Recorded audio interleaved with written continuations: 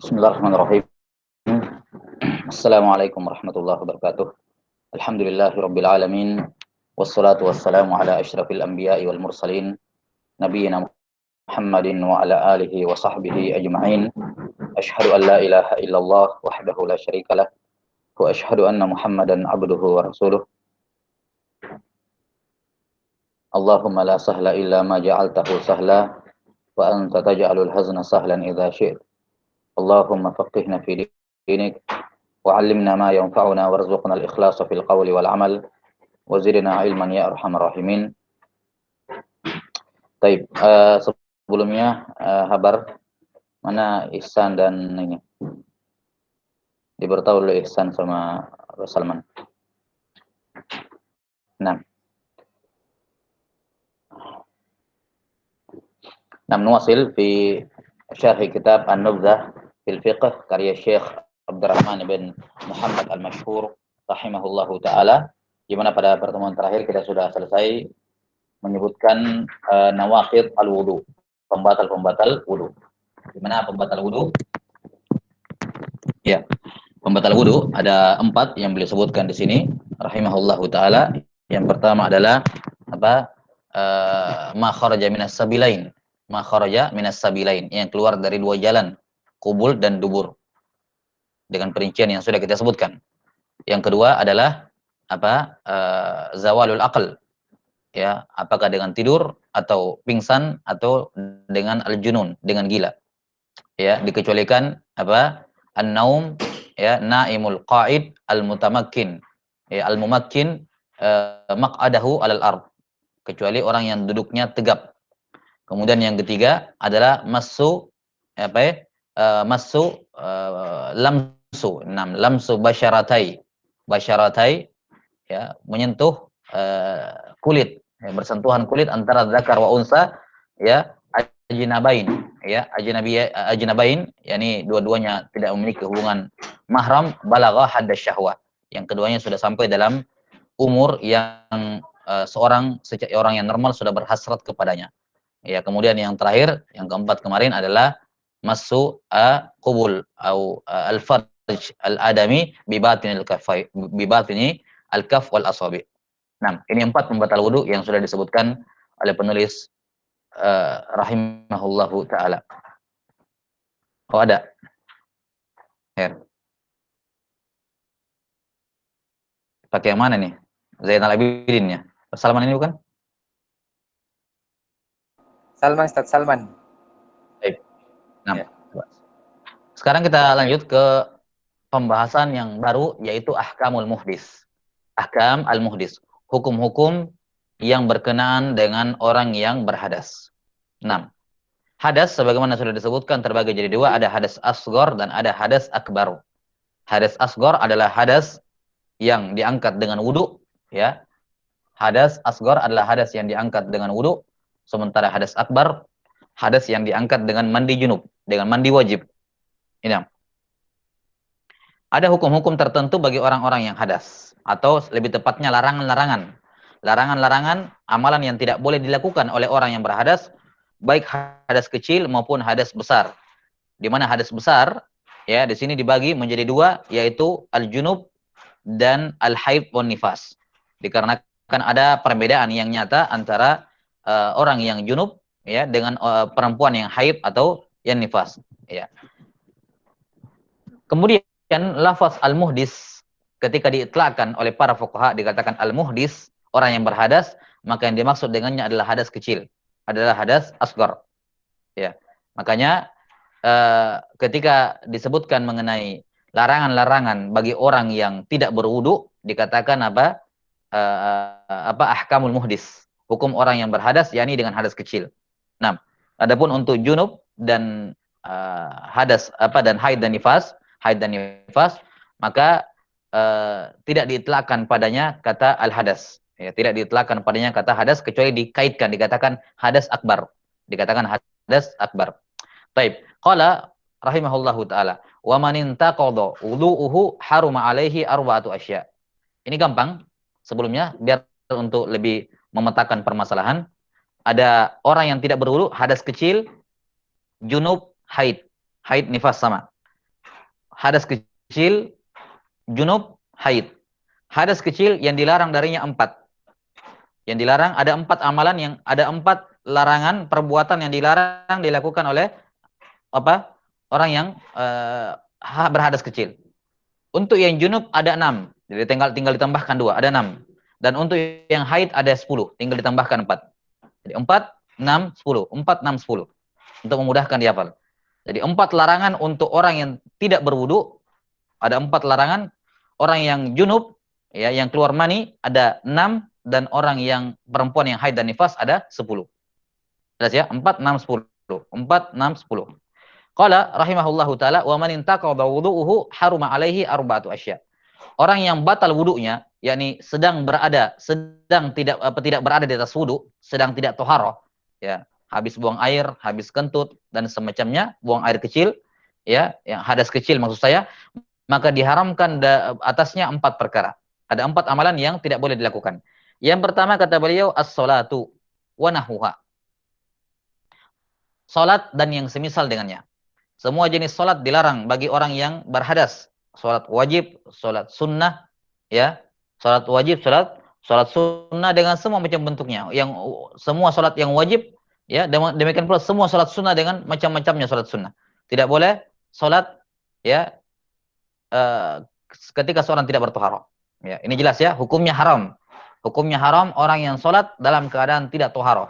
Bahkan dalam mazhab Malikiyah, ya, orang yang sengaja salat sudah jelas-jelas dia tidak punya wudu atau batal wudunya, dia yakin wudu saya batal, terus ngotot salat, itu sampai dikafirkan. Dikarenakan apa? Bermain-main dengan ajaran Islam. Sudah jelas-jelas tidak wudu, batal wudunya, tidak syah caranya berwudu, tidak bersih, tidak bagus caranya berwudu, terus dia pergi salat. Ya, maka termasuk dosa besar adalah seorang tidak bagus cara berwudunya, ya, ada rukun wudu yang tertinggal yang tidak dilakukan, dia tahu dan dia sengaja dia biarkan seperti itu terus pergi salat. Ya, tanpa memperbaiki wudunya, ini dosa yang sangat besar. Ini dosa yang sangat besar. Maka salat dengan semua macam bentuknya diharamkan bagi orang yang tidak berwudu. Wa nahwa, dan yang mirip dengan yang semisal dengan salat. Dalam mazhab Syafi'iyah secara umum ada 3 perkara yang diikutkan hukumnya ke dalam salat. Yang pertama adalah sujud tilawah. Nahwuha wa nahwuha sajadatut tilawah. Sujud tilawah, sujud yang disebabkan kita membaca ayat-ayat sujud dalam Quran. Tidak boleh sujud tilawah dalam keadaan tidak wudu. Kemudian yang kedua wasyukur. Sujud syukur. Ya, semua jenis sujud atau sujud syukur juga dilarang untuk dilakukan kalau tidak berwudu. Dan yang ketiga khutbatul Jumu'ah. Khutbah Jumat, ya, ini juga wajib wudu. Ya, sebagaimana yang dikatakan oleh Asy-Syihab Ar-Ramli rahimahullahu taala bahwa semua zikir, ya, semua zikir menurut di sisi kami, yakni di dalam mazhab Syafi'iyah, semua zikir itu boleh dilakukan tanpa toharoh kecuali satu, yaitu khutbah Jumat. Semua zikir boleh dilakukan tanpa toharoh, ya, orang batal wudunya boleh berzikir, subhanallah, alhamdulillah, boleh, semuanya boleh. Bahkan membaca Quran juga boleh. Kalau orang tidak berwudu, boleh membaca Quran, semua bentuk zikir dibolehkan bagi orang tidak berwudu kecuali satu, khutbah Jumat. Ini hukumnya sama seperti salat, diikutkan sama seperti salat. Taib. Ini perkara pertama yang dilarang dilakukan oleh orang yang tidak berwudu. Kemudian yang kedua, wassalatul janazah. Masuk dalam kategori ini wassalatul janazah. Ini jelas ya, namanya salat jenazah. Walaupun kelihatannya di sini disendirikan salatul janazah karena surahnya beda dengan surahnya beda dengan salat-salat yang lain. Salat jenazah ini tidak ada rukuknya, tidak ada sujudnya. Dan juga ada sebagian pendapat yang membolehkan salat jenazah tanpa toharoh. Ya, wallahu taala alam bisawab. Jelas ditambih di sini. Asalnya salatul janazah masuk dalam penamaan salat secara umum, tidak boleh dilakukan tanpa toharoh. Perkara kedua yang tidak boleh dilakukan oleh orang yang tidak wudu adalah tawaf. Tawaf di masjid, tawaf di Ka'bah maksud saya. Tawaf di Ka'bah. Tawaf ini sama seperti salat. Sama seperti salat. Bedanya kalau tawaf orang bisa bicara. Orang boleh berbicara. Maka semua syarat syahnya salat secara umum itu berlaku pada tawaf. Ya, kecuali memang yang tidak memungkinkan. Misalnya, salat itu wajib menutup aurat. Maka tawaf juga wajib menutup aurat. Salat itu harus toharoh dulu sebelum salat, maka tawaf juga seperti itu. Tawaf juga seperti itu. Nah, jadi tawaf wajib tidak boleh dilakukan bagi orang yang tidak wudu. Makanya misalnya kalau ada orang sedang tawaf, haji ataupun umrah, akan datang nanti tersendiri dalam Kitabul Hajj. dia umroh, ya, atau haji, kemudian dia tawaf. Pas putaran yang ketiga, batal wudunya. Putaran ketiga batal wudunya. Maka dia tandai, saya mulai dari sini, saya batal wudu saya batal di sini. Kemudian dia pergi berwudu. Dia pergi berwudu, setelah berwudu dia kembali ke titik di mana dia kentut tadi misalnya. Di mana tadi dia buang angin. Dia lanjutkan sampai genap 7. Jadi bukan ulang dari awal, cukup lanjutkan saja. Tapi dia tandai, di sini saya batal wudu saya. Dia keluar dan ketika dia selesai wudu, dia mau masuk melanjutkan tawafnya harus di tempat yang sama, nggak boleh maju sedikit. Kapan maju sedikit maka tidak syah putaran itu. Harus apa? Di titik yang sama atau mungkin sebelumnya, tidak ada masalah, tapi jangan lewat. Minimal di titik yang sama. Nah, ini tawaf. Tawaf dipersyaratkan harus toharoh. Tidak syah tawaf tanpa toharoh. Kemudian larangan yang ketiga adalah masul mushaf, menyentuh mushaf. Menyentuh mushaf. Menyentuh di sini umum. Menyentuh di sini apa? Menyentuh di sini umum. Apakah dengan telapak tangannya atau punggung telapak tangannya, ya. Orang yang tidak berwudu tidak boleh menyentuh mushaf. Tidak boleh menyentuh mushaf. Taib. Yang dimaksud dengan mushaf di sini, ya, yang dimaksud dengan mushaf di sini adalah apa namanya? Lembaran-lembaran, ya, lembaran-lembaran mushaf yang padanya terdapat apa? Firman Allah Taala Al-Qur'an. Ya, mau itu cuma satu juz, ya, kadang Al-Qur'an dibagi menjadi 30 juz atau dibagi per misalnya per 6 juz, ya. Mau itu 30 juz ataupun bagian-bagian per juz dari Al-Qur'an atau per surah misalnya. Selama isinya semuanya adalah firman Allah Ta'ala, maka itu adalah apa? Itu adalah mushaf. Nggak boleh disentuh. Nggak boleh disentuh. Jelas sampai sini? Nah, dan termasuk dalam kategori mushaf adalah sampulnya. Kenapa? Karena dia dihukumi sama seperti mushaf. Sama seperti mushaf. Ya. Baik dia muttasil maupun munfasil. Ya, baik muttasil maupun munfasil akan diterangkan oleh para kita akan terangkan di tempat di kitab-kitab yang ditebal. Intinya kenapa mushaf, kenapa sampul mushaf diikutkan hukumnya sama seperti mushaf? Karena dia satu paket. Orang ketika beli mushaf itu sama sampulnya. Bukan cuma dikasih dalamannya, mushafnya dibeli secara dengan harga yang berbeda. Sampulnya dibeli dengan harga berbeda. Enggak. Ketika orang beli mushaf, jual mushaf maka masuk sampulnya. Menunjukkan bahwa ini mushaf ini diletakkan untuk dalamnya sama sampulnya. Maka tidak boleh juga memegang apa? Memegang sampulnya. Jelas sampai sini? Tidak boleh memegang sampulnya. Hatta kata para ulama, hatta walaupun misalnya lepas sampul itu, lepas sampul mushaf, kemudian kadang kan mushaf lepas sampulnya, kemudian orang ditanya ini apa? Orang bilang ini sampul mushaf, maka ini juga tidak boleh disentuh. Ini juga tidak boleh disentuh. Walaupun sudah terlepas, sudah terpisah dari Quran, tapi tetap dinisbatkan kepada Quran. Tetap dinisbatkan kepada Quran. Dikatakan ini sampul mushaf.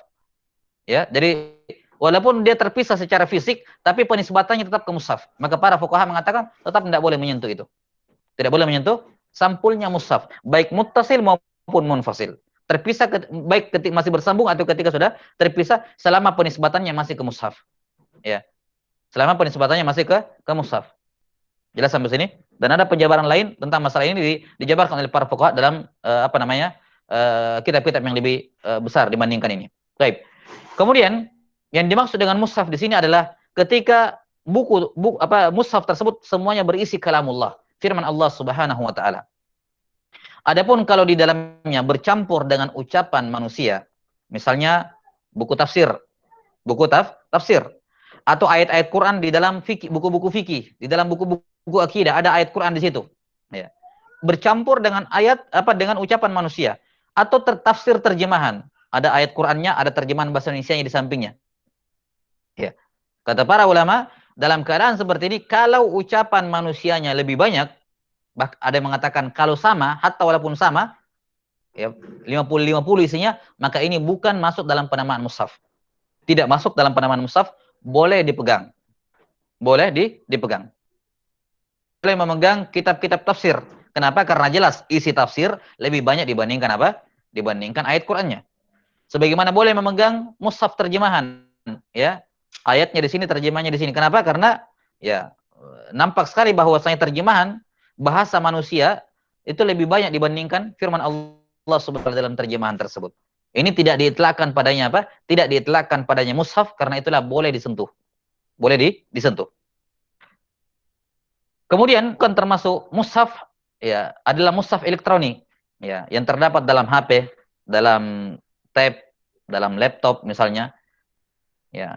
Maka ini menjadi kemudahan dari Allah Subhanahu wa taala, opsional juga. Kalau misalnya lagi pengen membaca Quran, ya, namun tidak memungkinkan berwudu, ya, maka dia bisa membaca dari gadgetnya misalnya. Karena Al-Quran yang terdapat di dalam gadget itu, dalam HP dan semacamnya, ini tidak termasuk mushaf. Tidak termasuk mushaf. Baik.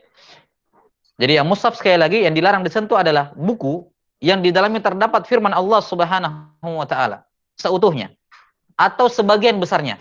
Ada campuran ucapan manusia di situ tapi sedikit dibandingkan ayat Qur'annya. Ya, misalnya ya. Misalnya mushaf. Mushaf kan rata-rata ada pengantarnya dari Kementerian Agama di depan, itu pun pakai bahasa Indonesia. Ah, ini sedikit, terhitung sedikit ini. Ada ucapan manusia di dalam buku itu, tapi persentasenya dibandingkan isi Qur'annya itu sedikit. Maka ini masuk dalam kategori mushaf, nggak boleh disentuh. Nggak boleh disentuh. Yang boleh disentuh kalau ucapan manusianya lebih banyak dibandingkan ayat Qur'annya. Dan sebagian mengatakan hatta walaupun sama, ini juga apa? Dan sebagian mengatakan kalau sama tidak boleh, sebagian mengatakan kalau sama boleh. Ada khilaf kalau dia sama.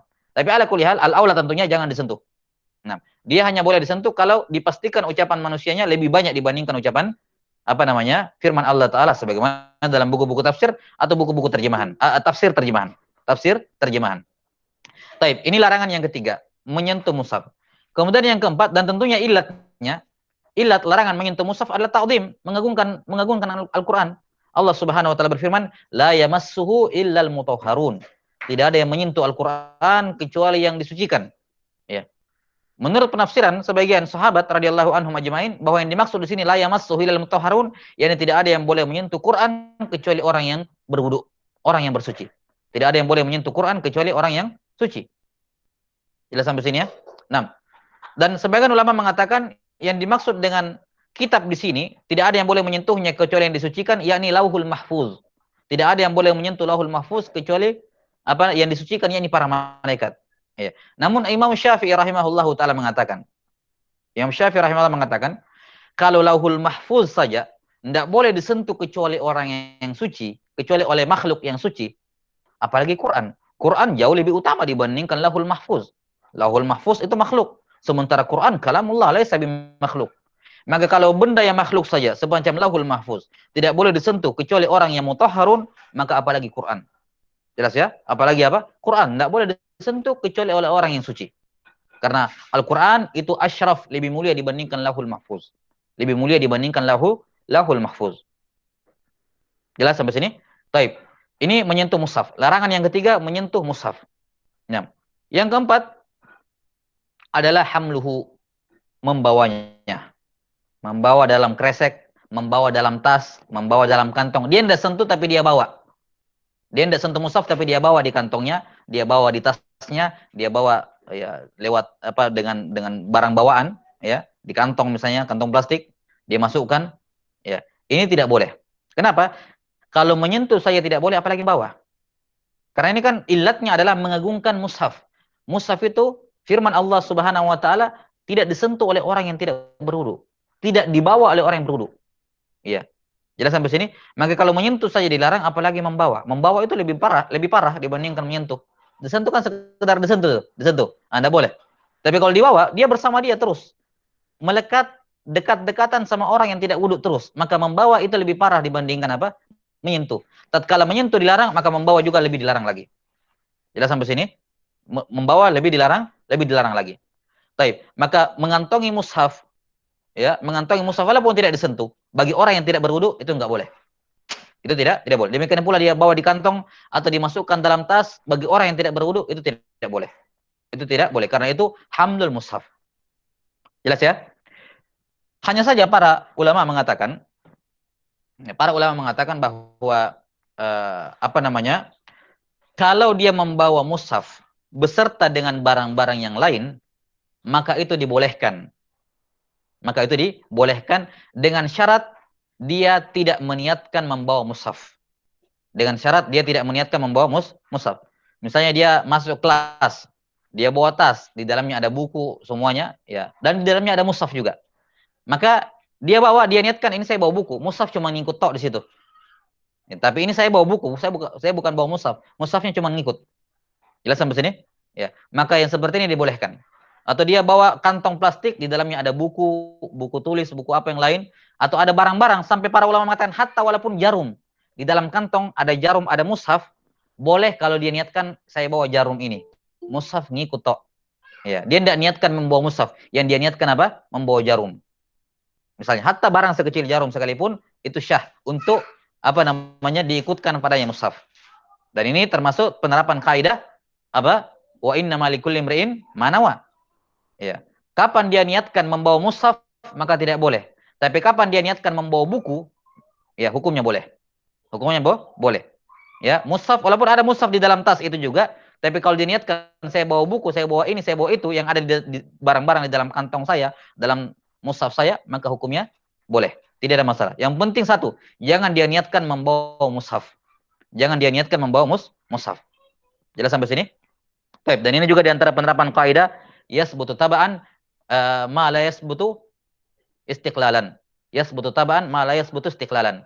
Kalau dia mengikut maka hukumnya dapat, kalau tidak mengikut, kalau dia berdiri sendiri maka hukumnya dapat. Jadi membawa mushaf secara istiqlalan, berdiri sendiri mushafnya, maka hukumnya tidak boleh.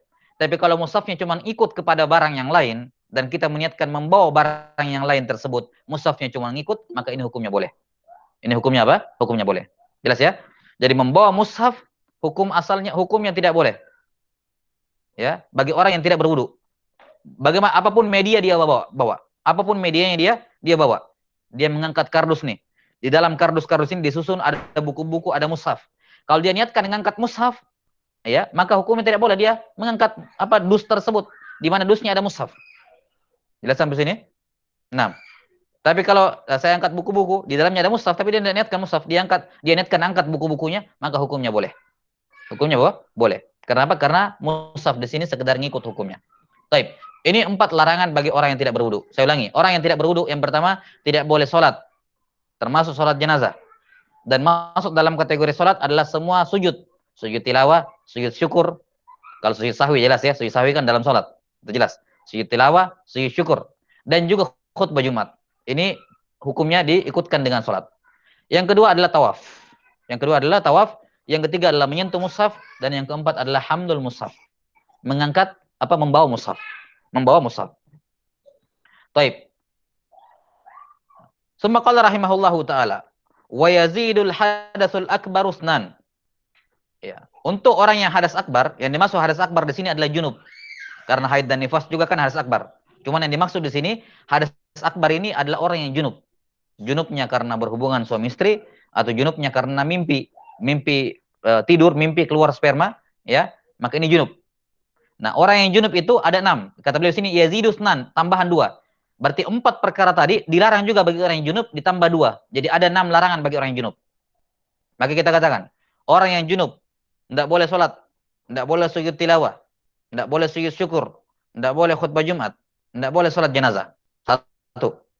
Tidak boleh tawaf, tidak boleh orang junub menyentuh mushaf, tidak boleh orang junub membawa mushaf. 2 tambahan disebutkan di sini, al-muksu fil masjid.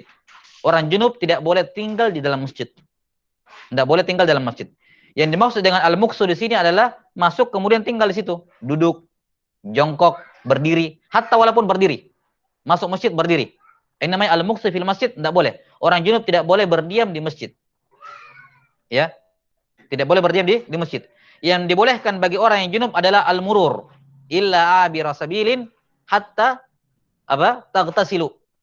Ya, dibolehkan kalau orang junub sekedar lewat. Misalnya masjid di tengah-tengah ya, seperti masjid di Sakan lah itu, masjid di dekat Sakan itu di Minnesota. Orang junub misalnya, dia di pintu sini mau menyeberang ke perumahan sebelah, ya kalau lewat ini terlalu jauh misalnya, dia cuman lewat di masjid tok, nyebrang. Maka yang seperti ini hukumnya tidak ada masalah. Dibolehkan kenapa? Karena ini abir sabil, sekedar murur, lewat. Yang terlarang bagi orang yang junub adalah al-muksu. Masuk masjid terus tinggal di situ. Tinggal walaupun sesaat, cuman berapa 1 menit tinggal begitu, enggak boleh. Ya, hatta walaupun 1 menit, hatta walaupun 30 detik dia tinggal di situ, enggak boleh. Bagi orang yang junub, harus mandi dulu baru boleh berdiam di masjid. Adapun kalau sekedar lewat, maka ini dibolehkan. Ini dibolehkan. Nah, itu pun kata para fuqaha, lalu lalang dia memang lewat, tapi lalu lalang itu hukumnya sama seperti tinggal, muks. Saya ini, kayak tadi, dari pintu sini ke pintu sana. Ada keperluannya ke sana, Sebentar lagi, tidak lama baik lagi, tidak lama baik lagi. Jadi kayak jalan begitu. Nah, ini mundar mandir seperti ini, walaupun memang dia tidak tinggal, tapi mundar mandir ini hukumnya sama seperti muksu, hukumnya sama seperti tinggal di dalam, hukumnya juga tidak boleh. Jadi yang dimaksud illa abiri sabil, sekedar lewat, yakni lewat satu kali. Adapun mundar mandir seperti ini, walaupun memang mundar mandir tidak pernah tinggal, tapi karena sering seperti itu berulang-ulang, maka hukumnya sama seperti al-muqsi fil masjid. Hukumnya sama seperti apa? Dia berdiam di masjid. Jelas ya? Maka untuk orang yang junub dilarang untuk berdiam di masjid, dan semisal dengan berdiam adalah mundar mandir di masjid. Walaupun dia tidak menetap, tidak diam di masjid, tapi mundar mandir. Nah, adapun sekedar lewat satu kali, nyebrang satu kali, maka ini dibolehkan. Tidak ada masalah bagi orang yang junub. Kemudian, larangan yang keenam bagi orang junub adalah wa qiraatul Qur'ana biqasdihi. Membaca Quran dengan maksud Quran. Membaca Quran dengan maksud Quran. Jelas ya? Bagaimana maksudnya membaca Quran dengan maksud Quran? Ya. Kita sudah sebutkan tadi, atau dari sini ini menunjukkan bahwasanya orang yang batal wudunya tadi, yang batal wudunya tadi kan 4 ya. Boleh bagi dia untuk membaca Quran. Boleh bagi dia baca Quran, tapi menyentuh mushaf tidak boleh. Ya, maka kalau orang yang tidak wudu mau baca Quran, imma dia pakai mushaf terjemahan, atau dia pakai Al-Quran yang ada di dalam gadgetnya, atau dia baca Quran dari hafalannya, bukan dengan menyentuh mushaf. Nah, adapun orang yang hadas akbar, orang yang junub, tidak boleh dia baca Quran. Hatta walaupun satu ayat. Tidak boleh dia baca Quran, hatta walaupun satu ayat. Ya, hatta walaupun satu ayat. Tidak boleh bagi dia membaca Quran. Biqasdihi, yani biqasdil Quran, biqasdil qiraah. Dengan niat untuk membaca Quran. Artinya begini, kalau seorang membaca Quran dengan niat zikir, maka hukumnya boleh. Misal, ada orang junub. Orang junub mau tidur. Mau tidur. Sudah dimaklumi bahwa di antara zikir-zikir sebelum tidur adalah baca ayat kursi. Ya kan? Baca ayat kursi. Ada orang junub. Nah, ada orang junub mau tidur. Di antara sunnah sebelum tidur baca ayat kursi. Ayat kursi Al-Quran. Ya. Maka tidak boleh bagi orang yang junub baca ayat kursi sebelum tidur dengan niat ayat kursinya. Tapi dia niatkan apa? Dengan niat itu Al-Quran, ayat kursi. Enggak. Tapi dia niatkan ini sebagai zikir tidur. Dia niatkan sebagai zikir tidur. Maka yang seperti itu tidak ada masalah. Boleh. Jelas sampai sini? Atau misalnya ada orang yang junub zikir malam hari. Di antara zikir malam hari kan membaca 2 ayat terakhir surah Al-Baqarah. Ya. Amanar Rasulu sampai akhir surah Al-Baqarah. Nah, disunahkan membaca itu. Di antara zikir di malam hari adalah membaca 2 ayat terakhir surah Al-Baqarah. Maka orang yang junub boleh membaca 2 ayat ini dengan niat zikir malam, bukan dengan niat Al-Qur'an. Bukan dengan niat Al-Qur'an. Itu maksud dari kalimat biqasdihi. Wa qiraatul Qur'an biqasdihi. Yani membaca Quran dengan maksud Al-Qur'an. Ya, membaca Quran dengan maksud apa? Dengan maksud Quran. Adapun membaca Quran dengan maksud zikir, maka tidak ada masalah. Hukumnya boleh. Contoh lain. Orang junub. Ketika dia junub, dia mau mandi. Dia mau apa? Dia mau mandi junub supaya segera bisa sholat. Di antara sunnah-sunnah mandi junub itu membaca basmalah sebagaimana wudu. Dibaca Bismillahirrahmanirrahim sebagaimana sunnah di awal wudu. Nah, ketika si junub ingin mandi junub kemudian membaca Bismillahirrahmanirrahim, dia harus meniatkan ini adalah zikir ataupun sunnah sebelum mandi junub. Tidak boleh diniatkan ini Quran, karena Bismillahirrahmanirrahim itu bagian dari Quran. Dia adalah ayat yang pertama dalam surah Al-Fatihah. Dia bagian dari Al-Quran. Maka tidak boleh dia membaca Bismillah dengan apa namanya? Dengan niat Quran. Ya. Tapi dengan niat apa? Dengan niat zikir. Dengan niat zikir. Jelas sampai sini? Taib. Nah, ini yang dimaksud di sini pada kalimat wa qiraatul Qur'an biqasdihi. Membaca Quran, maksudkan dengannya apa? Al-Quran. Taib. Kemudian ini 2 larangan ya. Berarti totalnya orang yang junub dilarang dari 6 perkara. Salat dengan semua yang ikut dengannya, tawaf, menyentuh mushaf, membawa mushaf, tidak boleh juga bagi orang yang junub, berdiam di masjid dan membaca Al-Quran dengan niat Quran, bukan dengan niat zikir. Taib. Kemudian qala rahimahullah wa yazidul haid wan nifasu arba'ah. Untuk perempuan haid dan nifas ditambahkan 4. Jadi 10. Jadi 6 yang tadi dilarang bagi perempuan haid tambah 4 ini. Maka kita katakan perempuan yang haid dilarang sholat. Dilarang sholat dengan semua yang dikiaskan ke sholat tadi. Perempuan haid dilarang tawaf. Dilarang apa? Dilarang tawaf. Perempuan yang haid dilarang menyentuh mushaf. Perempuan yang haid dilarang membawa mushaf. Perempuan yang haid dilarang berdiam di masjid. Berdiam di masjid. Tidak boleh. Perempuan yang haid dilarang membaca Quran dengan maksud qiraah. Dengan maksud qiraah. Jelas sampai sini? Taib. Ini saya kaitkan dulu, kemudian saya ingin tambahkan penjelasan mengenai membaca Quran. Taib. Para fuqaha mengatakan al-qiraah. Seorang dikatakan qiraah, yaqra'u, kalau dia memperdengarkan dirinya, yusmi'u nafsahu. Ya, karena kan qiraah itu ada dua. Ada qiraah jahar sama qiraah sir. Jahar itu dia perdengarkan suaranya kepada orang lain. Kalau sir, yang dengar cuma dia sendiri. Ada suaranya tapi cuma dia sendiri yang dengar. Itu namanya sir. Ya. Kapan tidak sir, maka itu bukan qiraah. Karena itulah para fuqaha mengatakan dibolehkan bagi orang yang haid, ya, nifas, dan orang yang junub untuk melafalkan Quran dengan lidahnya, dengan bibirnya tanpa ada suara. Tanpa ada suara. Jelas ya? Misalnya dia baca Al-Fatihah, dia gerakkan mulutnya. Tidak ada suara sama sekali. Bahkan dia sendiri tidak dengar. Kenapa? Karena memang tidak ada suara. Dia cuma menggerakkan bibirnya, lidahnya tanpa ada suara. Maka yang seperti ini dibolehkan bagi perempuan yang haid dan nifas. Demikian pula orang yang junub. Mengapa? Karena menggerakkan lidah dan bibir tanpa ada suara itu bukan dianggap qiraah. Jelas sampai sini?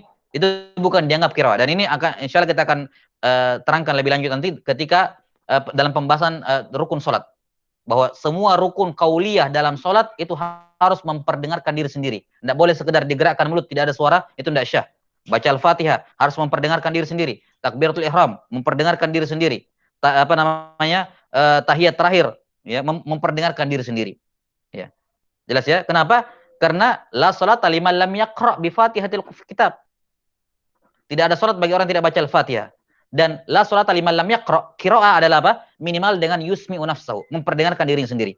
Kapan dia baca Al-Fatihah cuma menggerakkan bibir tanpa ada suara, maka dia tidak dianggap membaca Al-Fatihah. Mana buktinya? Buktinya para fuqaha membolehkan perempuan haid dan nifas, dan sebagaimana orang yang junub dibolehkan untuk melafalkan Quran dengan lidah dan bibirnya tanpa ada suara. Kenapa? Karena itu bukan teranggap qiraah. Itu bukan teranggap apa? Teranggap qiraah. Jelas sampai sini? Taib. Ini larangan 6 larangan bagi perempuan yang haid tambah 4 ini. Jadi sekali lagi yang dilarang di sini adalah qiraah, dan minimal qiraah adalah ayyusmi nafsahu, memperdengarkan dirinya. Taib. Kemudian sebagai tambahan, terkadang orang-orang tertentu, terkhusus perempuan di sini, membutuhkan untuk membaca Quran. Membutuhkan untuk membaca Quran. Bahkan membutuhkan untuk memegang untuk membaca Al-Quran. Nah, membutuhkan untuk membaca Quran. Maka di sini solusi bagi dia seperti yang kita katakan tadi. Dia cuma lafalkan Qurannya tanpa ada suara. Dia boleh lafalkan Quran tanpa ada suara. Jelas sampai sini? Kalaupun kondisi mengharuskan, misalnya dia di pesantren ataupun di sekolah, tiba giliran waktu ujian setoran hafalan, dan itu jadwalnya sudah seperti itu, tidak bisa dirubah bagi dia, tidak ada pengecualian bagi dia, misalnya wajib untuk baca Quran, perdengarkan kepada muallimahnya, ya, kepada orang yang mengajarkannya bacaan Qurannya. Dalam keadaan dia pas kena datang bulan misalnya, pas haid, pas nifas. Maka di sini ya, dia boleh bertaklid ya kepada mazhab Malikiyah yang membolehkan perempuan haid dan nifas untuk membaca Quran. Boleh bagi dia dalam kondisi seperti itu, boleh. Ada hajat. Kita sudah sebutkan bahwa tanpa hajat pun dibolehkan, apalagi di sini ada hajat. Ya, dan ini menunjukkan fleksibilitas para ulama, bahwa ketika mereka bermazhab bukan berarti tidak boleh keluar dari mazhabnya, ya, tapi melihat keadaan dan kondisi yang memudahkan, atau yang hal tersebut mudah, dan selama hal tersebut tidak melanggar pendapat-pendapat di kalangan para ulama. Maka dalam keadaan dibutuhkan dia mengeraskan suara membaca Qur'annya dan dia sementara haid, maka dalam keadaan seperti itu dibolehkan bagi dia untuk bertaklid kepada mazhab Malikiyah yang membolehkan melafalkan Quran dengan suara jahar dalam keadaan haid. Wa illa, Asalnya ketika dia tidak dibutuhkan, maka tidak dibolehkan bagi perempuan haid dan nifas untuk membaca Al-Quran. Dia hanya boleh melafalkan dengan lisannya tanpa ada suara, karena itu bukan dianggap qiraah. Taib, Allahu ta'ala alam bisawab. Kemudian kita lihat 4 tambahan. Jadi tadi 6 tambah 4 jadi 10. Ada 10 larangan bagi perempuan haid dan nifas. 6 sudah berlalu, tambahan 4. Yang pertama kata beliau as-saum, puasa. Semua jenis puasa, puasa wajib, puasa sunnah, puasa nadar, tidak boleh perempuan haid dan nifas puasa. Kalau ada seorang misalnya mengatakan saya bernazar puasa Senin depan, perempuan. Pas Senin depan haid dan nifas, maka tidak boleh dia puasa di situ. Diganti di hari yang lain. Ya, di hari yang lain. Jelas sampai sini? Baik. Maka tidak boleh bagi dia untuk berpuasa ketika dia haid dan nifas dengan semua jenis puasa. Ya. Bedanya dengan sholat, kalau puasa wajib dia qadha. Kalau sudah suci nanti, sudah suci dia wajib mengqadha puasa. Berbeda dengan sholat, sholat tidak diqadha. Sholat tidak diqadha. Sementara puasa, diqadha. 6. Jadi tidak boleh dan tidak syah perempuan haid untuk sholat, demikian pula puasa. Berikutnya yang tidak boleh adalah at-talaq. Talak. Tidak boleh seorang suami menjatuhkan talak kepada istrinya ya dalam keadaan dia haid. Ini namanya tolak bid'ah. Namanya tolak bid'ah. Tidak boleh menjatuhkan haid kepada istri yang sedang tidak boleh menjatuhkan talak kepada istri yang sedang haid ataupun nifas. Ya, ada beberapa pengecualian ya, di antaranya kalau tolaknya bi'iwad, yakni khulu, gugatan cerai. Perempuan yang mengembalikan maharnya dengan saya kembalikan maharmu, kamu ceraikan saya. Ini hukumnya boleh. Karena ini tolak bi'iwad. Yang terlarang ini adalah tolak bila iwad. Ya, tolak biasalah. Tolak biasa. Taib. Tidak diperbolehkan seorang lelaki untuk mentalak istrinya ketika dia haid ataupun nifas. Jelas ya? Walaupun talaknya syah, talaknya jatuh satu. Tapi dia berdosa. Ya. Kenapa? Karena siapa? Abdullah bin Umar radhiyallahu anhu pernah mentalak istrinya dalam keadaan apa? Dalam keadaan haid. Kemudian ketika diberitahukan kepada Nabi SAW, beliau bersabda kepada yang mengabarkan ketika itu Umar bin Khattab, ayahnya, menceritakan kepada Nabi SAW. Maka beliau bersabda, murhu falyuraji'ha. Perintahkan kepada anakmu, kepada Ibnu Umar, falyuraji'ha. Hendaknya dia kembali kepada apa? Istrinya. Falyuraji'ha, ar-ruju' di sini mengesankan atau memberikan isyar bahwa itu sudah jatuh talak. Karena seandainya nggak jatuh talak, nggak dikatakan rujuk. Falyuraji'ha, hendaknya dia rujuk. Yani isyarat menunjukkan bahwa talak sudah jatuh. Seandainya talak nggak jatuh, nggak mungkin dikatakan falyuraji'ha. Jelas ya? Maka di sini para ulama mengatakan diharamkan mentalak perempuan yang sedang haid ataupun nifas walaupun talaknya syah. Walaupun talaknya syah, talaknya jatuh tapi haram. Taib, ini yang kedua. Totalnya yang ke-8 berarti ya. Yang ke-9, walistimta'u bima bainas surrati warukbah. Yang ke-9 adalah dia bermesraan dengan istrinya, perempuan yang haid antara lutut dengan pusarnya. Ini daerah yang tidak boleh disentuh oleh suaminya ya ketika istrinya sedang haid. Antara lutut dengan apa? Dengan pusar, ya. Antara lutut dengan pusar, tidak boleh suaminya istimta untuk bagian itu. Baik istimtanya dengan menyentuh atau istimtanya dengan nador. Hatta walaupun dengan memandang, melihat. Tidak boleh dia istimta untuk bagian itu, kata para fuqaha. Mencakup apa? Al-lamsu wan nador. Termasuk apa? Melihat. Bagian itu ketika haid tidak diperkenankan. Yani kecuali tentunya pakai kain. Ya, pakai kain. Karena itulah disebutkan dari sebagian istri Nabi SAW, hadits Aisyah ada, hadits Ummu Salamah juga disebutkan dalam riwayat bahwa Nabi SAW kalau ingin bersama dengan istrinya dalam keadaan dia haid, maka beliau menyuruh dia untuk apa? Fayat tazir, memakai sarung menutupi antara dua daerah ini. Menunjukkan apa? Dibolehkan disentuh kalau pakai kain. Adapun tanpa kain maka tidak dibolehkan disentuh, bahkan para fuqaha mengatakan hatta dilihat pun tidak boleh. Untuk bagian ini ya, untuk antara lutut dan pusar dalam keadaan dia haid ataupun nifas. Jelas ya? Nah, kalau istimta antara itu saya tidak boleh, apalagi sampai berhubungan, hukumnya haram. Hukumnya apa? Haram. Berhubungan dengan istri yang sedang haid atau nifas, lebih diharamkan lagi. Jelas ya? Maka di sini penulis rahimahullah tidak menyebutkan masalah al-jima karena Yani mimbabil aula, istimta saja tidak boleh, apalagi aljima. Jelas? Ini yang ke-9. Yang terakhir, yang ke-10 adalah uburul masjid in khafat talwisahu. Uburul masjid in khafat talwisahu. Kalau tadi orang yang junub boleh lewat, sekedar lewat. Sekedar lewat. Adapun perempuan haid lewat saja tidak boleh. Jadi lebih keras dia larangannya. Lewat saja tidak boleh, apalagi berdiam. Kalau yang junub tadi boleh lewat, yang penting jangan diam. Kalau perempuan haid dilarang lewat.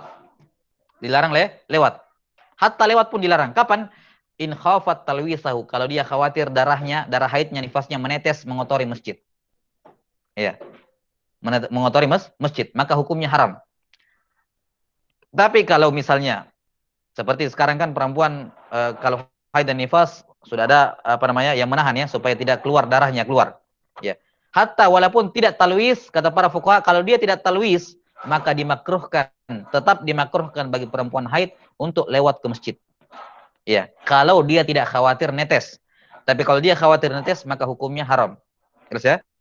Kalau khawatir netes hukumnya haram, kalau tidak khawatir netes hukumnya makruh. Ya. Maka perempuan yang haid ataupun nifas tidak diperbolehkan untuk mengikuti semua aktivitas kegiatan pengajian apapun itu di dalam masjid. Ya, nggak diperbolehkan. Dia kalau mau dengar dari luar masjid. Dari luar masjid. Jelas ya? Taib. Ini 10 larangan yang ditujukan kepada perempuan haid dan nifas. Jelas ya? Jadi kita simpulkan, untuk orang yang batal wudunya ada 4 larangan. Yang pertama, sholat. Semua jenis sholat seperti termasuk sholat jenazah. Dimasukkan termasuk hukum sholat adalah sujud syukur dan sujud tilawah serta khutbah Jumat. Yang kedua adalah tawaf.